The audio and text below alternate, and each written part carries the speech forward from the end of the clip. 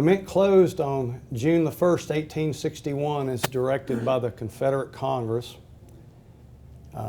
Factors, I think, were obviously the declining gold deposits and just the general turmoil that the whole country was in at that time.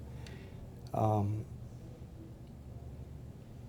know, in hindsight, it might have been a good thing if they could have kept the mints open, because they would have had a much needed source of hard currency, assuming they could have gotten enough deposits to do that.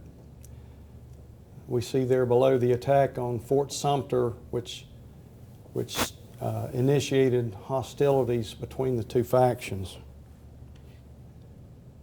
The mint served as an assay office for the Confederacy during the Civil War, and afterwards they tried to auction the building off and couldn't get anything but a ridiculous offer for it. I think it cost about $70,000 to build, and the only bid they got was $1,000 and some change. So they decided that the smart thing to do would be to donate it to the state of Georgia for use as an educational facility, and it became the main college building for North Georgia Agricultural College in 1871. There's a cover written from the president at North Georgia Agricultural College to Alexander H. Stevens, who incidentally happened to have been the Vice President of the Confederate States of America.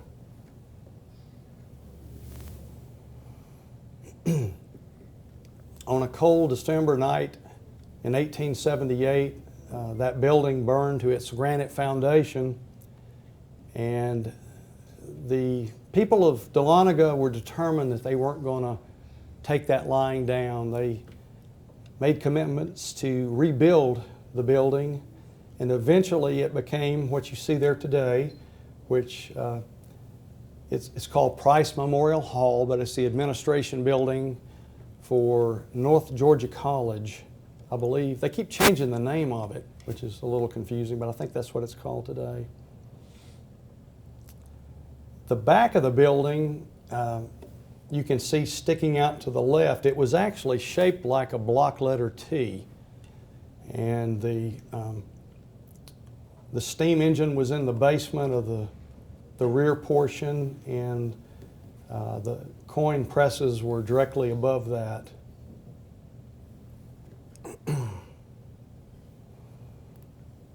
Here you can see two different views of the building today. I'm going to point out the original part of the granite foundation. It's the part right there on down.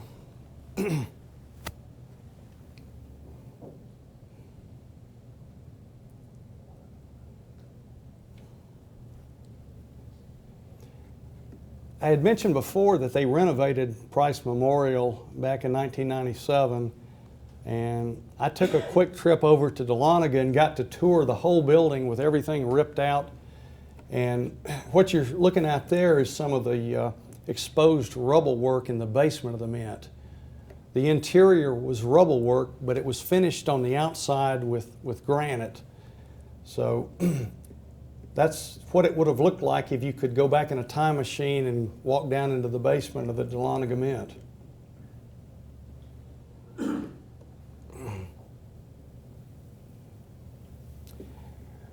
Well, what does all this mean to us, the historical legacy? As an institution, one of 8 mints in the country's history, it did serve a good purpose in providing a much needed hard currency during antebellum times in America, especially in the antebellum South. It did suffer, as I mentioned, from declining gold deposits, although it was buttressed for a time with gold coming in from California. A lot of that tailed off in 1854. Why? Because they made the U.S. branch mint in San Francisco that particular year.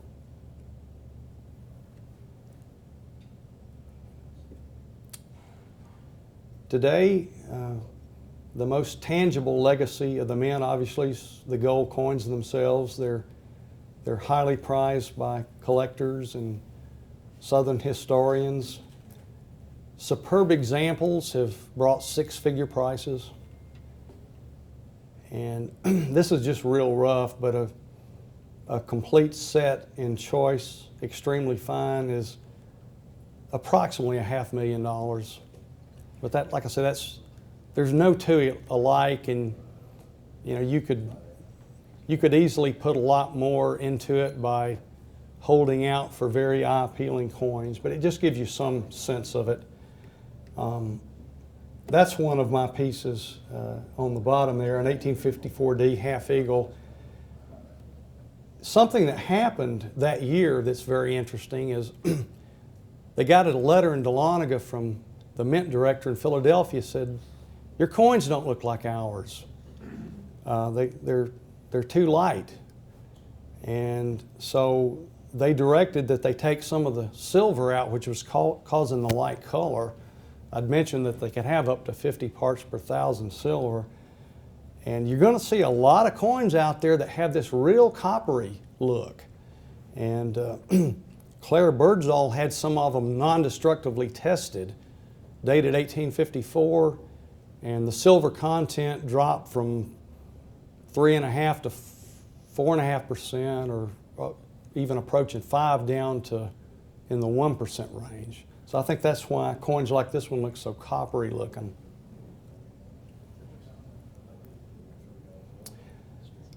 Here's a bibliography for those that are not familiar with it, want to take some notes, jot those down, but those are all excellent sources. One of the things that was done back in the early 60s was a Georgia congressman had the National Archives records for Dahlonega microfilms, so that's a great boon to researchers today. Get a copy of those microfilm rolls if you really like this stuff, want to dig into it. And this is what you used to see in Coin World when they publish an article about Dahlonega. It's very similar to the photograph, except it's a mirror image, I've noticed. But this is all we used to have. Thank you.